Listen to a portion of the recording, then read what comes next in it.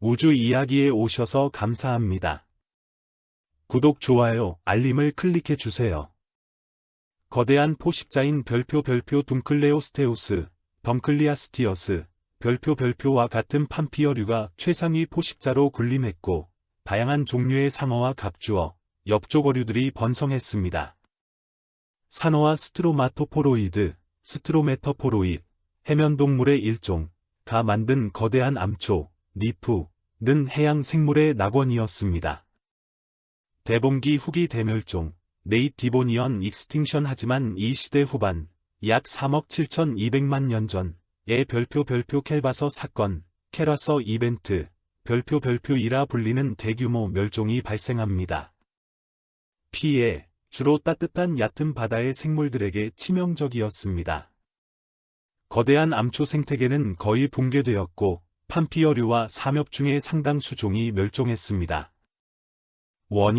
정확한 원인은 복합적이지만 육상 식물의 번성과 깊은 관련이 있는 것으로 보입니다. 식물의 뿌리가 풍화시킨 암석의 영양분, 질소 등 이 강을 통해 바다로 대량 유입되면서 부영양화를 일으켰습니다.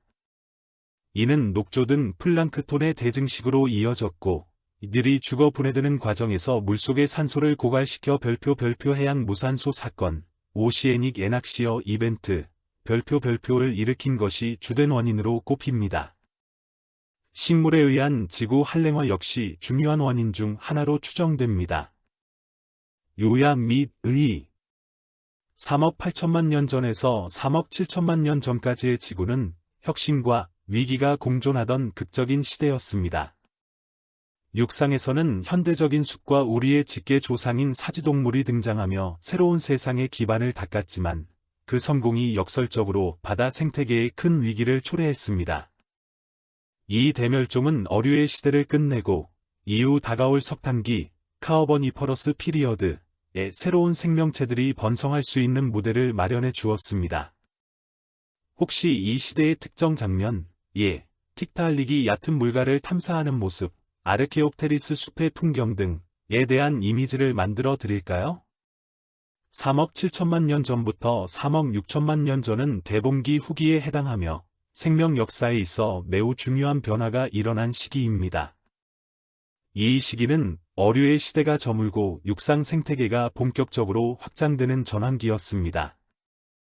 주요 특징: 지구 환경 아메리카 대륙.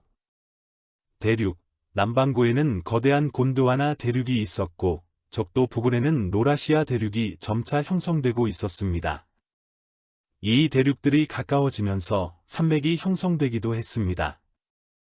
기후, 전반적으로 온난했지만 후기로 갈수록 기온이 점차 서늘해지기 시작했습니다.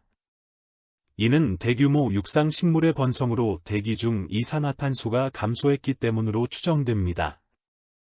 해수면은 비교적 높았으며 대륙 곳곳에 얕은 바다가 넓게 펼쳐져 있었습니다. 바다 생물 열대어. 어류의 시대. 그러나 대봉기는 어류의 시대로 불릴 만큼 다양한 어류가 번성했습니다. 특히 단단한 판으로 덮인 팜피어류, 덩클리오스테우스가 최상위 포식자로 군림했습니다. 하지만 이 시기 말에 대멸종으로 큰 타격을 입게 됩니다. 총기어류의 진화, 폐와 비슷한 불에를 가지고 있고 살점이 있는 지느러미를 가진 총기어류가 육상 진출을 준비하고 있었습니다.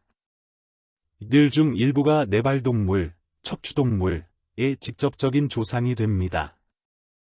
다양한 무척추동물, 암모나이트, 삼엽충, 산호 등이 여전히 번성하며 풍부한 해양 생태계를 이루었습니다. 육상 생물나무. 최초의 숲 형성, 대봉기 중기에 등장한 원시적인 나무들이 이 시기에 이르러 울창한 숲을 형성하기 시작했습니다. 특히 고사리류와 원시 종자식물인 아르케옵테리스는 키가 10m 이상 자라며 지구 역사상 최초의 숲을 만들었습니다. 네발동물의 등장, 육상 진출의 가장 극적인 사건이 일어났습니다. 틱타알릭과 같은 충기어류에서 진화한 아칸토스테가, 이크티오스테가와 같은 초기 네발동물이 등장했습니다. 닐은 물과 물을 오가며 생활했을 것으로 추정되며 척추동물의 육상 생활의 시작을 알렸습니다. 절지동물의 번성, 거미, 정갈, 노래기 등 다양한 절지동물들이 육상 생태계에 이미 자리를 잡고 번성하고 있었습니다. 후기 대봉기 대멸종. 이 시기의 끝자락인 약 3억 5,900만 년 전, 지구 역사상 두 번째로 큰 규모의 대멸종 사건이 발생했습니다. 이 대멸종으로 해양 생물의 약 75%가 사라졌으며, 특히 판피어류와 삼엽충 등이 큰 타격을 입고 대부분 멸종했습니다. 대멸종의 정확한 원인은 아직 논쟁 중이지만, 급격한 기후변화, 해수면 변동, 해양 무산소 사건 등이 복합적으로 작용했을 것으로 보입니다. 이 사건은 이후 석탄기 생태계의 모습을 결정하는 중요한 계기가 되었습니다. 3억 6천만 년 전부터 3억 5천만 년 전까지의 시기는 석탄기 전기, 초기, 그 중에서도 별표 투르네절, 터네이지언, 별표에 해당합니다. 이 시기는 후기 대봉기 대멸종 이후 생태계가 회복하고 새로운 모습으로 재편되는 중요한 전환기였습니다. 주요 특징. 지구 환경 유럽 아프리카 대륙. 대륙 이동과 기후.